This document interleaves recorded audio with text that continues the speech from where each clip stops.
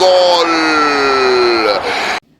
السلام عليكم ورحمة الله وبركاته أعزائي المشاهدين في كل مكان. حلقة جديدة مع كورة مع الزنفولي، أهلا بكم. طبعا كلنا يا جماعة امبارح اتفرجنا على ماتش نيجيريا وكوت ديفوار. كوت ديفوار يا جماعة اللي كانت خارجة من أول بطولة، كانت خلاص طالعة بخسارة مذلة 4-0 من غينيا، وخسارة أمام نيجيريا، وما كسبتش غير ماتش الافتتاح بس، وعندها 3 نقط تاخد البطولة في الآخر. طبعا اللي بيجتهد بيلاقي في الآخر يا جماعة. طبعا الاتحاد الإيفواري بعد ما شاف النتائج السلبية الموجودة في دور المجموعات طبعا بدأ يغير على طول، يجيب مدرب وطني. المدرب الوطني طبعا ادى للعيبة حماس، عارف اللعيبة دي إمكانياتها إيه، فبدأ يلعب. فطبعا دلوقتي كل اللي بيهاجم حسام حسن، لا ازاي مدرب وطني دلوقتي نجيب مدرب أجنبي؟ كل الدعم يا جماعة للكابتن حسام حسن. نبدأ بقى أخبار النادي الأهلي، بس قبل ما أتكلم على أخبار النادي الأهلي ما تنسوش يا جماعة الاشتراك في قناة الكورة مع الزنفولي على اليوتيوب، وقناة محمود الزنفولي على الفيسبوك الاشتراك، وما تنسوش يا جماعة الشير ولايك لايك لايك. نبدأ بأخبار النادي الأهلي. النادي الأهلي يا جماعة فتح مستشفى، طبعا زي كل سنة بيفتح مستشفى. بدأ بقى يفتح مستشفى، طبعا اللعيبة اللي جاية جديدة بقى لسه اهو خلاص اهو بتتصاب اهو. طبعا خالد عبد الفتاح مزق في رباط القدم، وعندك كريستو شد في العضله الخلفيه، وعمر كمان واخد كدمه بقول لك في التمرين، برضه ديانج واخد كدمه، ومش عارف اقول ايه. بس يا جماعه يعني الاهلي لحد دلوقتي مش عارف يشوف حل للاصابات الموجوده في النادي الاهلي. طبعا النادي الاهلي داخل على ماتش مهم جدا شباب بلوزداد الجزائري يوم 16، ماتش صعب جدا، ماتش مصيري، ماتش هيحدد ملامح المجموعه. فطبعا في كده لعيبه كتير خلاص كده طلعت بره القايمه، وحبيت اقول لك برضو اللعيبه اللي طلعت بره القايمه ده قد ايه. عندك الشناوي بره القايمه، خالد عبد الفتاح اصابه، كريستو اصابه، بيرسيتاو اصابه، وسام ابو علي اصابه، محمود متولي اصابه، وعندك طبعا عمر كمال عبد واحد ومحمود الزنفوري طبعا مش متأيدين افريقيا.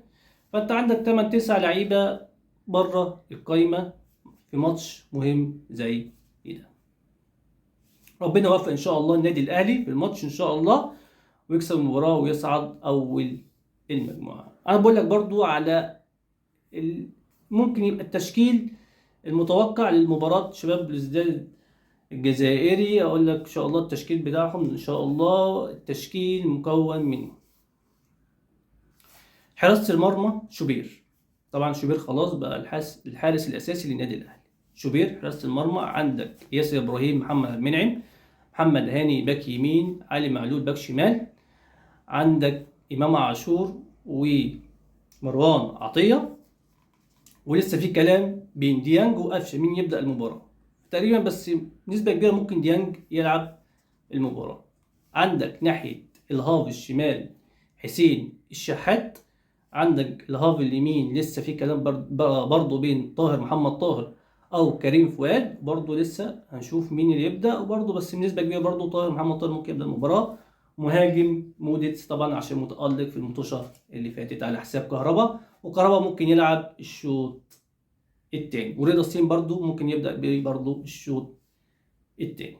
ده تشكيل النادي الاهلي امام شباب بلوزداد. طبعا ماتش الجيش خلاص اتاجل، طبعا الاهلي خلاص هيخرج من الجزائر هيسافر على طول على غانا، هيلعب مدياما الغيني برضو بره ارضه. ماتشين يعني ماتشين صعبين طبعا للنادي الاهلي. ان شاء الله بالتوفيق للنادي الاهلي في الماتشين الجايين ويصعد كاول مجموعه، ونخش بقى في حسابات بيرما بقى، وان شاء الله الاهلي يخلص الماتشين. برضو في ماتش كده للاهلي ممكن يتاجل، هقول لك من دلوقتي في ماتش بنسبة كبيرة ممكن يتأجل. ماتش مين بقى؟ ماتش الأهلي وبيراميدز. ماتش الأهلي وبيراميدز بنسبة كبيرة ممكن يتأجل. ليه بقى؟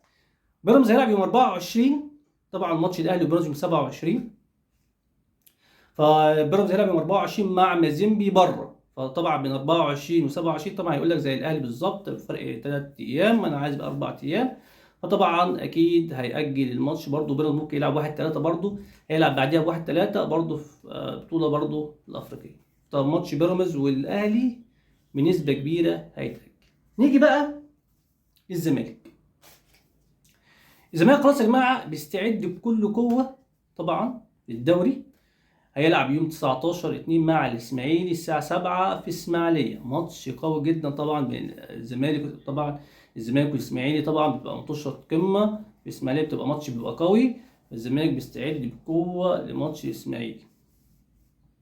المدرب خلاص بدأ ملامح التشكيل ممكن تبان شوية، اللي هو خلاص هيعتمد على 3 لعيبة في خط النص، عبد الله السعيد ومحمد شحاتة ودونجا. ال3 لعيبة دول هو اللي هيعتمد عليهم الفترة القادمة. طبعا الزمالك برضو عنده مشكلة في ناحية الشمال.